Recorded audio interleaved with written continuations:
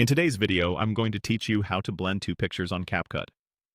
By the end, you'll have a smooth, professional-looking blend where two images merge seamlessly, perfect for thumbnails, mood boards, or creative edits. Start by opening CapCut and creating a new project. If prompted, pick the canvas size that fits your final destination, like 16.9 for widescreen. This just sets the stage so your images don't get cropped in unexpected ways later. Next, bring in your two pictures. Add both to the project so they appear on the timeline.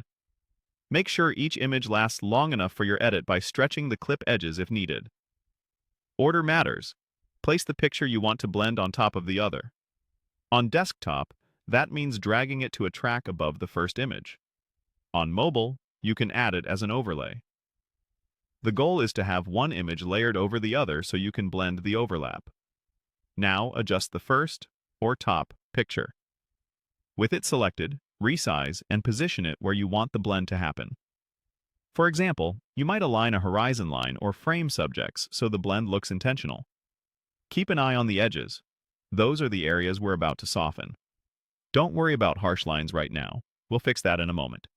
With the top picture still selected, open the Mask tool. This is where the blend really happens. Masks let you reveal parts of the layer beneath by hiding portions of the top image in a controlled way. Choose the rectangle mask. It's versatile and easy to control for most side-by-side or top and bottom blends.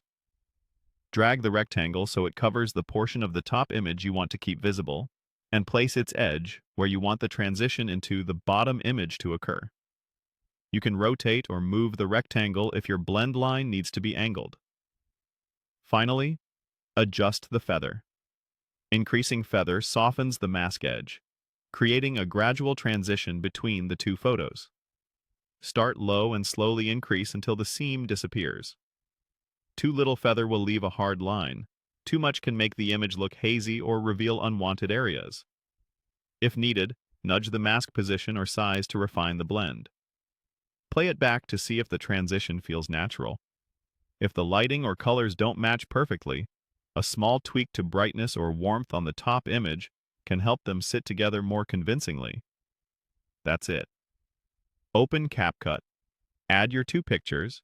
Adjust the top image. Apply a rectangular mask and feather for a smooth, clean blend. Preview, fine-tune, and you're done.